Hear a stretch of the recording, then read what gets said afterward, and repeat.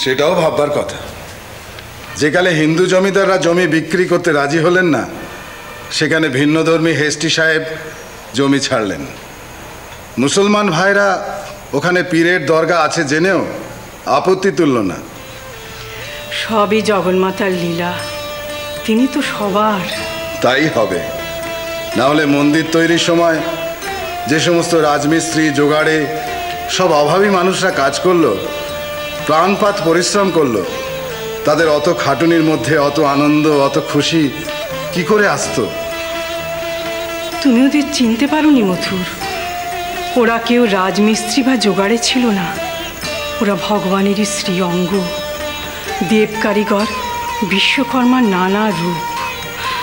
আসলে ভগবান নিজের ঘর নিজেই করে নিয়েছেন, আমরা তো নিমিত্ত মাত্র। হাসছো যে?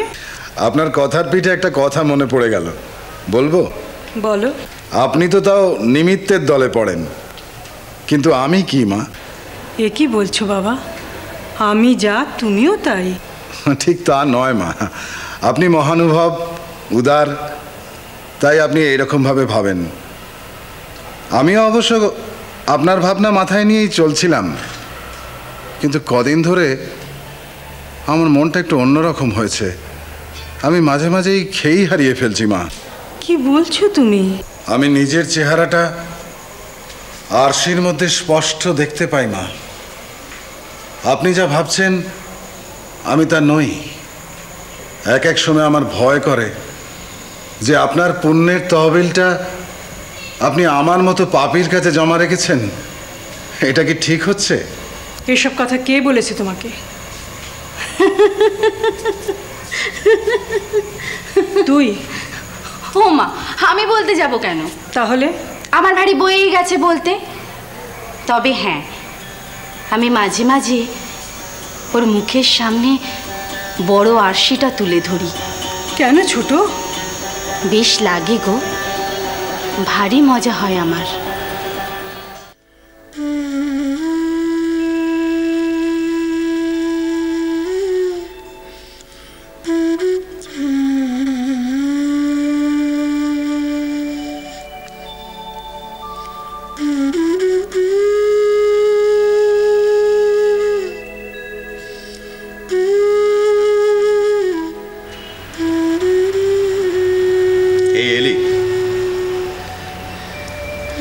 কি মনে করিলি? সেই মন্দির প্রতিষ্ঠার পরের দিন সকালবেলায় গেলি, আর এই আজ এলি। এদিকে আমি একটা চেনা জানা লোকও খুঁজে পাই না যে একটু জিজ্ঞাসা করবো, তোর সম্পর্কে একটু খবর নেব। আর তুইও এমন ছেলে যে এলি তো এলি, 7 দিন বাদে এলি। আর থাকতে পারলুম না, তাই চলে এলুম। ও, তার মানে পারলে আর আসতিস না? ওসব কথা থাক, তুমি অন্য কথা বলো। ওদিকে টোলের খবর কি? কি খবর চাও তুমি? টোল রমরমিয়ে চলছে। টোলের পড়ুয়াদের আমি স্বাস্থ্য পড়াচ্ছি। তোমার টোল উঠে গেছে। উঠে গেছে? হ্যাঁ হ্যাঁ, উঠে গেছে। ওদিকে চাউর হয়ে গেছে যে তুমি কলকাতায় গিয়ে বসেছো। তারা রোজ রোজ এসে ফিরে যাচ্ছে। আর তাছাড়া যে এসে আমাকে জিজ্ঞেস করছে, তাকে তো আমার সত্যি কথাই বলতে হচ্ছে। হ্যাঁ, তাই তো বলবি, সত্যি কথাই তো বলবি। আমি কি তোকে মিথ্যে কথা বলতে শিখিয়েছি নাকি? এদিককার খবর কি? ও রানীমা এখনো মা ভবতারিণীর পুজোর কোনো লোক খুঁজে পায়নি। আমি জানতুম।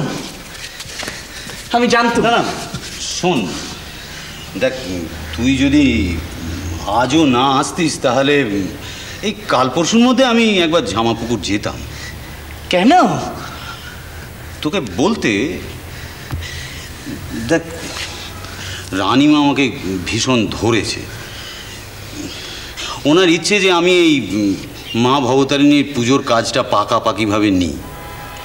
কি করবো, আমি তো ওনার কথা ঠেলতে পারলাম না। আর তাছাড়া নিজের হাতে আমি মায়ের প্রাণ প্রতিষ্ঠা করেছি, আমি কি করে মাকে ফেলে রেখে চলে যাব বল? বর্দাদা, শেষ পর্যন্ত তুমি? হ্যাঁ। কি বলছো বর্দাদা? কেন? শেষ পর্যন্ত তুমি দেবল ব্রাহ্মণের বৃত্তি গ্রহণ করবে? তুমি শূদ্র চাচি হবে? এসব কি তোর নিজের প্রশ্ন?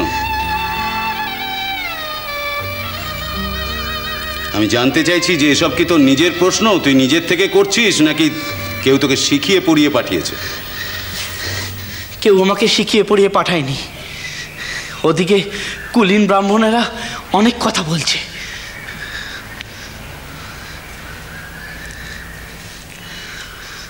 শোন, আমি তোকে বুঝিয়ে বলছি। কেন দেবল ব্রাহ্মণ নিন্দিত তা তুই জানিস? দেবল ব্রাহ্মণরা বেতনভুক্ত। বেতনের বিনিময়ে তারা দেব পূজা করে, সেই কারণে লোকে একথা মনে করে যে তারা শ্রদ্ধা ভক্তিহীন। সে অর্থে বলতে গেলে গ্রাম যাজক, শুল্ক গ্রাহক, নক্ষত্র যাজক এসব ব্রাহ্মণও তো চণ্ডাল তুল্য। ও, তার মানে তুমি সব জেনে শুনেই এসব কাজ করবে? হ্যাঁ, করব এবং করছি। তার কারণ আমি নিজের ভেতরে নিজে পরিষ্কার। আমি দেবল ব্রাহ্মণের বৃত্তি গ্রহণ করলেও আমি ভক্তিহীন নই। আমি মা ভবতারিণীর পুজো করছি, এ কথা সত্য, কিন্তু শুধুমাত্র অর্থের বিনিময়ে নয়। এক ভক্তিমতী নারীর ঈশ্বর প্রেমকে শ্রদ্ধা জানিয়ে আমি এই মাতৃবন্দনার মহান ব্রতে ব্রতী হয়েছি। হ্যাঁ, স্বাভাবিক কারণেই সেখানে শূদ্র যাজিত্বের ঘটনা ঘটেছে। এ ব্যাপারে গোড়া থেকেই তোমার মাথা গলানো উচিত হয়নি বর্দাদা। আমি মাথা গলাতে বাধ্য হয়েছি কথাই। হ্যাঁ, দেখ, শাস্ত্রের বিধান মেনেই তো আমি রানীমাকে কথা বলেছিলাম যে এই মন্দিরের মালিকানা কোনো এক সৎ ব্রাহ্মণকে দান করতে। সেখানে কতকগুলো কূপমণ্ডূক ব্রাহ্মণ, তারা তাদের যাত্রাভিমান, মিথ্যা যাত্রাভিমান এবং আমার প্রতি ব্যক্তিগত বৈরাগ্যের কারণে তারা এই মন্দির ত্যাগ করে চলে গেছে। এত বড় একটা অবিচার, এত বড় একটা অনাচার আমি কি করে মেনে নেব?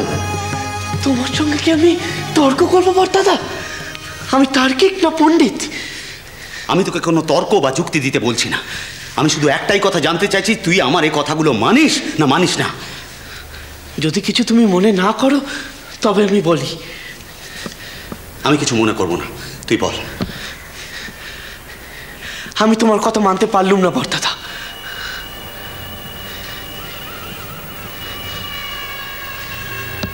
তুই তো আমাকে বিষম সংকটে ফেলি রে গদাই।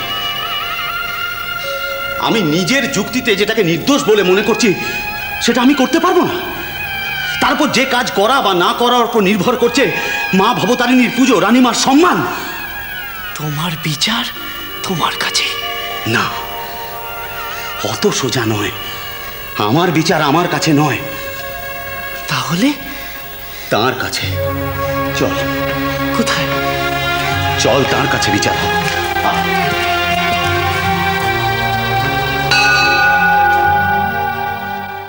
আমি নিজের চোখে দেখে এলাম যে ওই মন্দিরের চাতালে বসে দুই ভাই প্রচন্ড কথা কাটাকাটি হচ্ছে।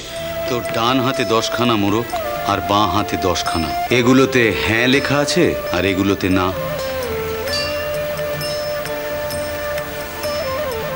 মায়ের সামনে যা হবার তা হবে। হ্যাঁ উঠলে আমি পূজকের বৃত্তি গ্রহণ করব, না উঠলে করব না।